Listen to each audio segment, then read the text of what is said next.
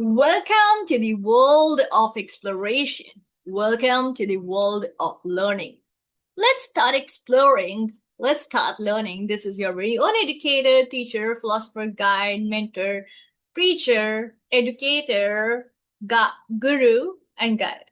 Definitely. And this is the one stop destination that is English curricle, the Odyssey of education, or the edifice of education.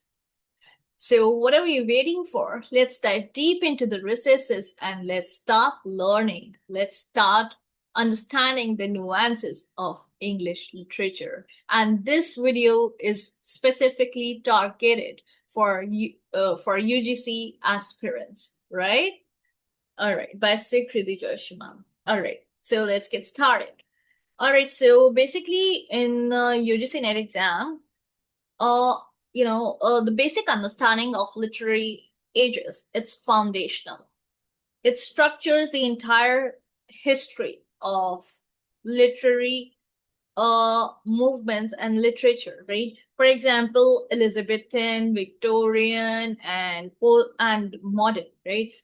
Elizabethan, Victorian, and modern, and is essential for chronological questions. So if you want to answer chronological questions, which most of the times in UGC, that's the pattern. That's how UGC is, asking the questions. So if you want to answer the chronological questions, you are supposed to, be aware about how to solve them, how when you encounter those questions, how you are supposed to respond, right? So definitely for that, for matching lists.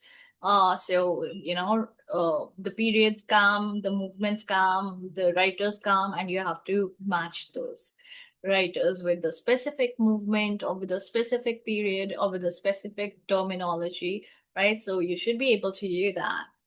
And understanding how socio-political contexts shaped authors. So you're also, as a NET aspirant, you're also supposed to, understand that how you should have an understanding, a deeper layer of understanding, because you are a literature student, and being a English literature student, you're supposed to know these things that might look difficult or that might be easy, but they're actually difficult, So you have to be on your toes and you have to just get started, right? And I'm 100% sure that with the help of your educator, Sukriti Joshimam, your very own guru, guide, mentor, you'll be able to do that, right?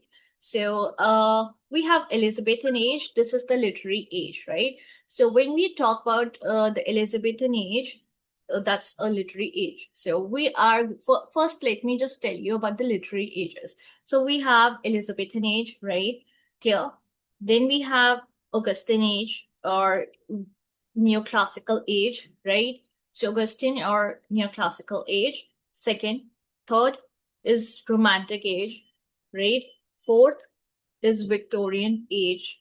Fifth is modernist and postmodernist age. So these five, especially literary, uh, literary ages or literary epochs, you are supposed to remember, right?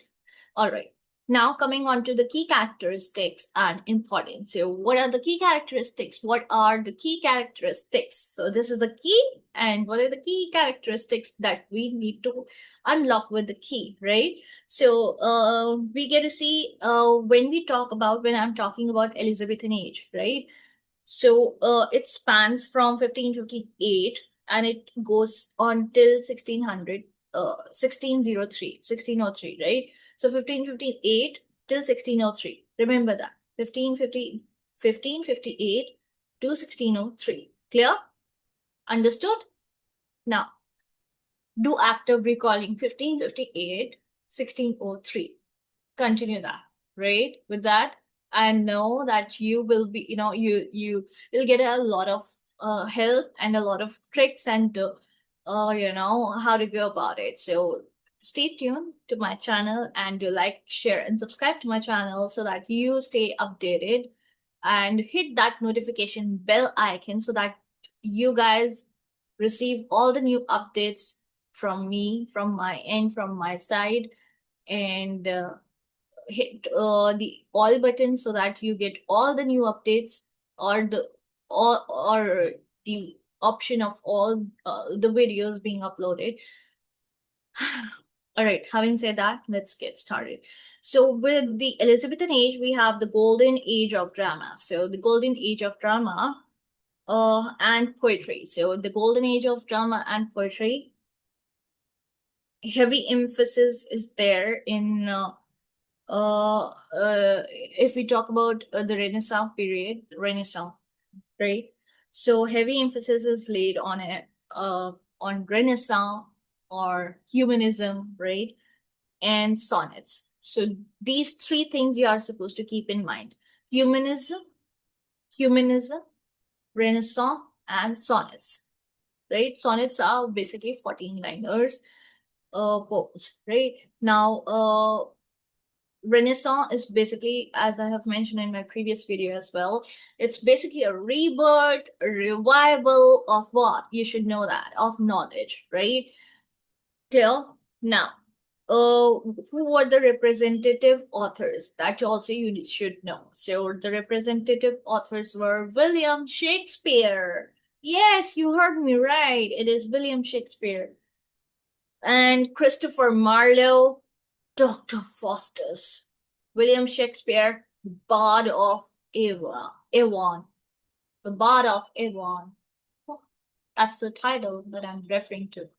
All right. Then we have Edmund Spenser.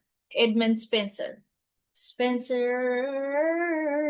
Edmund Spenser. Right? I'm being dramatic now. All right. Then we have Augustine Neoclassical Age. It spans from 1700 to 1745. 1700 to 1745. That was from 1558 to 1603, right?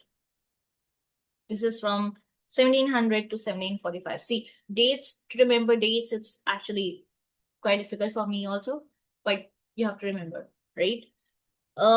Then you have to, so key characteristics, what are the key characteristics and what are the, what is the importance? So basically, herein we are focusing on reason.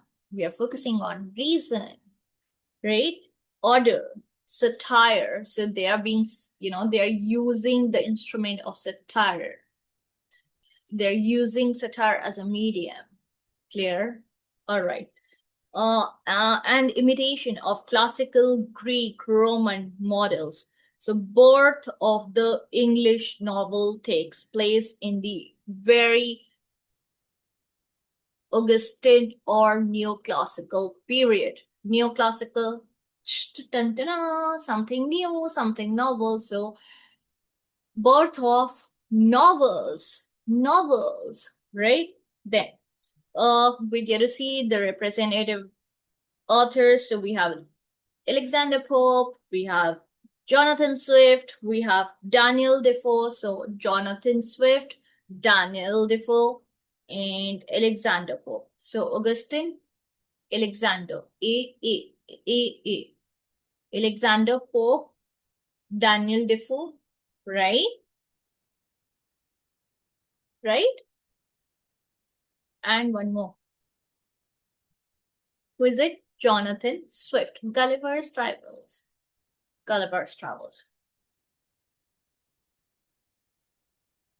Then we have Romantic Age. So, what are the characteristics? Now, rebellion against neoclassicism, focus on nature. So, it is actually a rebellion against neoclassicism, which laid emphasis on rationality. Number one. So it was basically focusing on reason, right? And order, satire, and imitation of classical Greek, Roman models.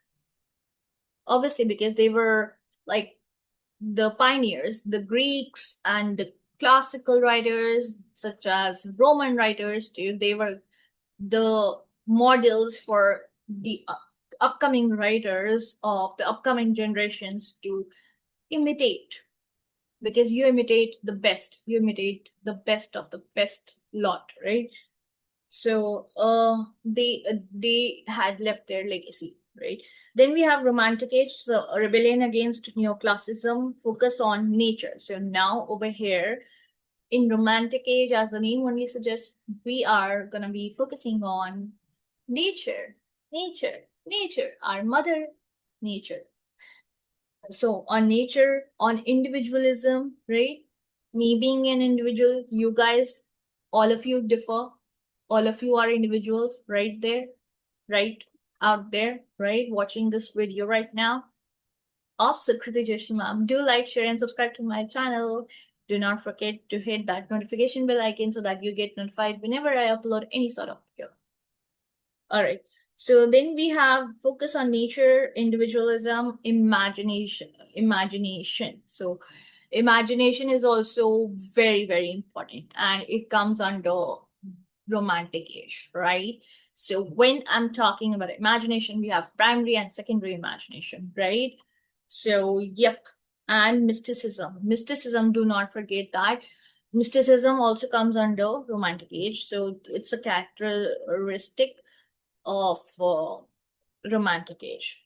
Clear? I hope it is clear. So in Augustan Age, we had Alexander Pope, we had Jonathan Swift, we had Daniel Defoe, right? Under Romantic Age, we have William Wordsworth, S.T. Coleridge, P.B. Shelley. Clear? Then we have Victorian Age. It spans from 1798 to 1837. So we have the characteristics, and what are those characteristics? We have rebellion against neoclassicism. So herein rebellion was there against neoclassicism, right? Um, this I've done, right? All right, this I've done. This I've covered. Then we have Victorian Age. So we have it spans from 1837 to 1901. 1837 to 1901. Difficult to remember years, but this time I'm gonna remember it. And I'm gonna make you remember it. 1837 to 1901, Victorian Age. Industrialization, science versus religion. So over here, there was this conflict between industrialization, because industrialization was taking place in uh had started uh you know pushing its roots beneath the ground, and had started moving uh, religion. So industrialization was the center, was put at the center, along with the science. So if I'm talking with science, so religion and science were religion and science and industrialization were put at the center, right? So science and industrialization versus religion, and the height of the novel. So we do get to see the height of the novel, right? And the height of the novel. So we see transition from romanticism to modernism. So there's this transition from romanticism to modernism, right? Then we have uh, the writers. We have Charles Dickens, Alfred Lord Tennyson, George Eliot. Charles Dickens, Alfred Lord Tennyson, and uh, who else? George Eliot. George Eliot, Alfred Lord Tennyson, and Dickens. Victorian Age. Then we have modernist and postmodernist writers. These writers span from 1900 to present, like till date. So that comes under actually postmodernist, not only modernist. It comes under postmodernism period, right? So we have fragmentation. So whenever postmodernist writers, or we are talking about postmodernism, basically we are talking about fragmentation. For example, I gave you an example of the wasteland, which is almost a perfect example of fragmentation. It shows it shows, it depicts, it delineates how fragmentation is a central part of modernism as well as postmodernism, right? So fragmentation, stream of consciousness, again, stream of consciousness in Mrs. Dalloway, again, we get to see that how stream of consciousness was there, right? Breaking traditional forms and post-colonial themes. So we do get to see post-colonial themes as well. The writers being W.B. Yeats, T.S. Eliot, Virginia Woolf. Virginia Woolf, T.S. Eliot, and Virginia Woolf, T.S. Eliot, and who else? W.B. Yeats. All right. So, chronology is basically the key, as I've mentioned below. I'll be mentioning that below as well, below this video. But chronology is the key. If you unlock it, then you have it cleared NTA exams. And remembering dates is also very important. Dates of publication, dates of when was this particular book published, poem published, prose published, drama published, uh, uh, essays published, uh, what's the what are the dates when the writers wrote, what are the dates when the writers died, so what are the days when they yeah, these are the things. Then so you have to memorize the exact starting and the ending years of major ages. So do the major ages, that would be sufficient, that would suffice, right? Then we have to link ages to movement. So we have to understand how each age actually reacted to the previous one. So, for example, Romanticism is a reaction to Enlightenment. So, was how it was a reaction to Enlightenment, right?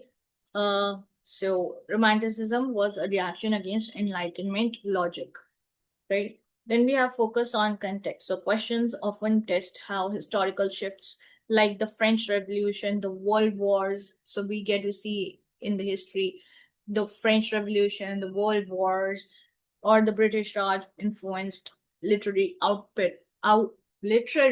result or literary output within an era.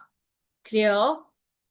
So I think I've covered it all for today's session. And if you like this video, do like, even if you don't, do like, share, and subscribe to my channel and hit the notification bell icon so that I get motivated to create more more such videos and to gain knowledge and to give knowledge. That is the greatest gift of an era or for a teacher or a guru. Thank you. Stay tuned. Till then, this is Sukriti Joshiman signing off. Radhe Radhe, Jai Shri Krishna, Namaste.